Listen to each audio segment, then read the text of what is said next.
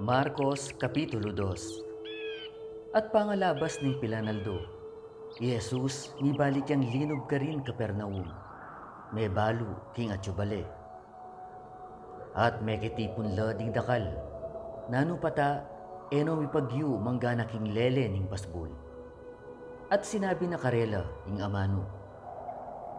At dinatangla ding magdalang metong alumpu, pupusanan de, apat lakataw.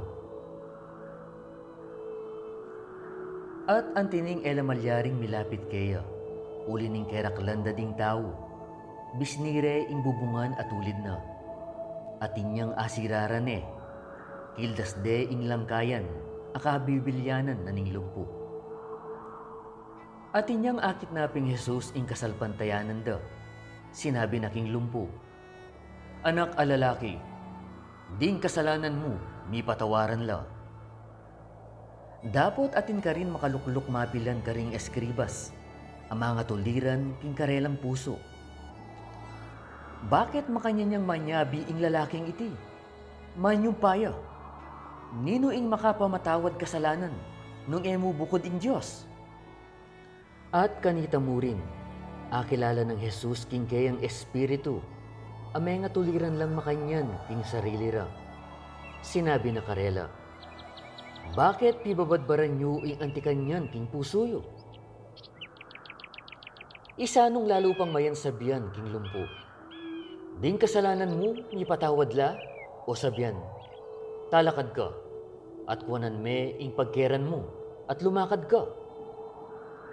Bang abaluyupin, king ing anak ning tao, at inyang kayo payan kaya tisulip mamatawad kasalanan. Sinabi na king lumpo.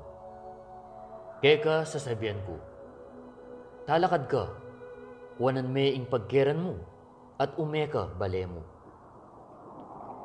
At tinalakad ya, at kanita mo rin, dimput ne ing pagkeran na, meko yaking arapandangan, nano pata, mi pamulalalangan, at paligayan de ing Diyos, ngara. Kapilan man, eke pa may nakit antikaniti.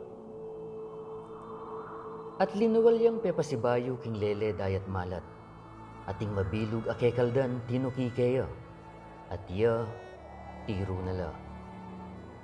At king panlabas na, ikit ne Levi ay anak ng Alfeo, makalukluk ya king luklukan dading manyingil buwis, at sinabi na kaya, tuki ka kanako, at tinalakad ya, at tinukiya kaya.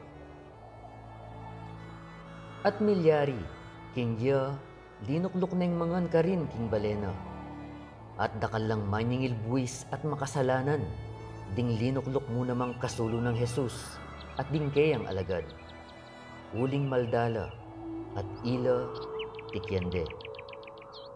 At ding eskribas at fariseos, inyang akit ding makipangan ka ring makasalanan at manyingil buwis, ngara ka ring alagad. Bakit makisuluyang mamangan at miminom karing manyingil buwis at makasalanan? At Jesus, pamanandam na kaniti, sinabi na karela, di nga lang sakit, ere kailangan ing manulo, nung ding sakitan. Eko di natangketing mawus karing banal, nung karing makasalanan. At ding alagad ng Juan ang ponding karing fariseos, mag-ayuno la, at ila, linapit la at sinabi rakeya, bakit ding alagad ng Juan at ding karing fariseos, mag-ayuno la? Dapot ding alagad mo, ela mag-ayuno. At Jesus nga nakarela, malyari lang mag-ayuno ding kayan tabe na ning kakasal alalaki, kabang iti, abere?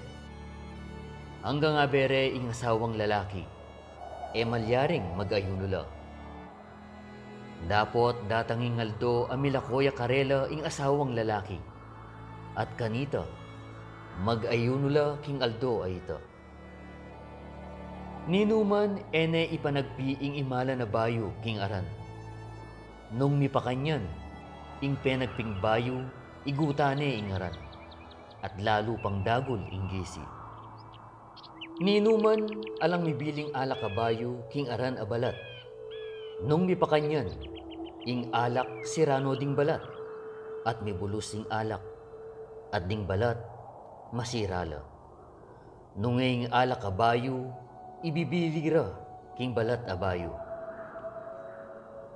At milyari, king ya, dadalan niya libutad ding marangle ding binutil, king aldo ning sabat.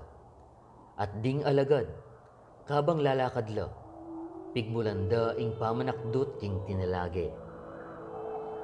At ding Fariseyos sinabi rapin kaya, lawan mo, bakit darapat la king aldo ning sabat, king karampatan daptan?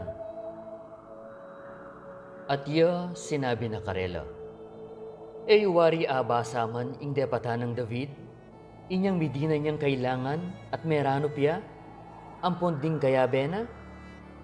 Nung makanano yang linob king balening Diyos, inyang panahuna ning matas a saserdote Abiatar, at pengano ding tinape pe pagbanalan, aninuman, eno karampatan kanan, nung emuding saserdotes, at dininan nala naman ding kaya bena? At sinabi na karela, megawaya ing sabat king uli na ning tao, at ing tao king uli na ning sabat. Inya ing anak ning tao, ginunya naman ning sabat.